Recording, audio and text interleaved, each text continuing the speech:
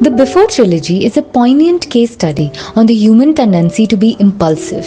It explores the gradual progression of love spanning over 2 decades. It also reflects the realities of life by examining a person's trembling individuality and the consequent midlife identity crisis. In this video essay, we aim to present the films from the lens of the three cities in which they were set in, namely Vienna, Paris, and southern Greece. The three cities were a symbolic representation of Celine and Jesse's individual state of mind at that time and their respective stake in the relationship.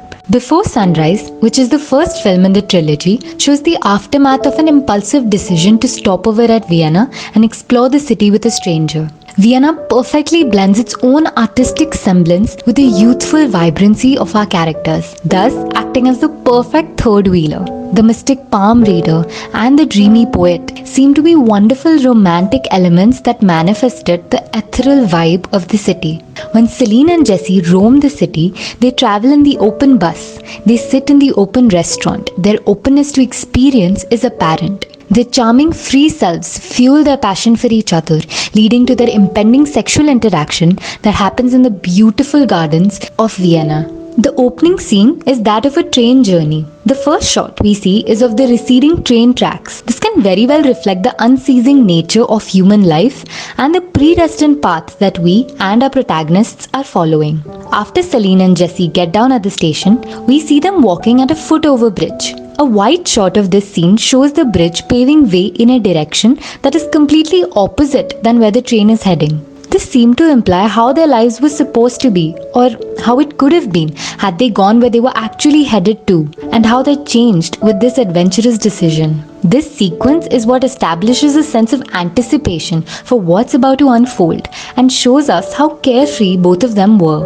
By showing glimpses of other people sitting and talking, the film grounds the conversations of Celine and Jesse into the realm of reality. It speaks out to us by saying that even though it might seem like an otherworldly encounter, theirs might just be like any other story.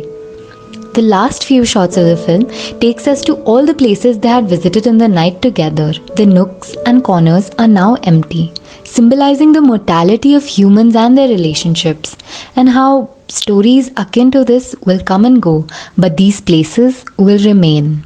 In Before Sunset, our characters' much-awaited reunion happens in the city of Paris. With its lazy elegance, the Metropolitan wonderfully reflected where Celine and Jesse were in their respective lives now.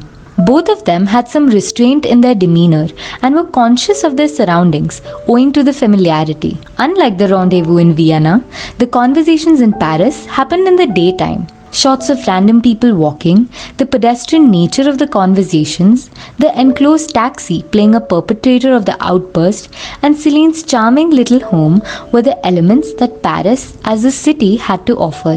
These elements were all mundane, essential, and thus more rooted in reality, unlike the kind that Vienna offered, signifying a certain maturity that both of them showed. The cafe that they sit in this time isn't an open space anymore.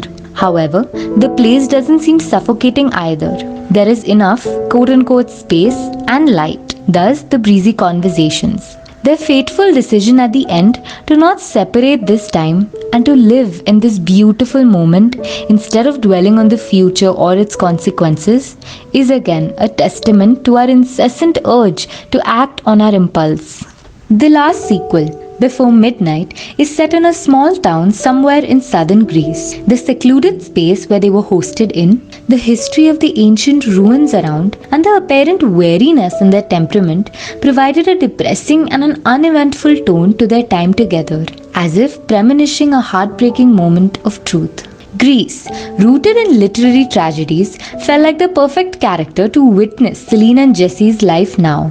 We can sense a level of honesty and comfort in their dialogue, which can only be achieved after a prolonged stint together. And the fact that Jesse is driving is also symbolic of how the steering wheel of life is now in their control. However, the mundanity that dominates their conversations is evident, and this makes us question our initial desire to see them together. The people they interact with provide them and us multiple perspectives on the progression and modernization of love, companionship, and commitment. This insightful discourse was the element Greece had to offer. Unlike the first two films, their long walk here has a pre-decided destination, the hotel. This could be symbolic of the limitations of a relationship after a point of time, sometimes even causing suffocation. The constant movement of an angry Celine in and out the hotel room seemed to reflect how the obligation of parenthood and or the fear of being alone can be binding.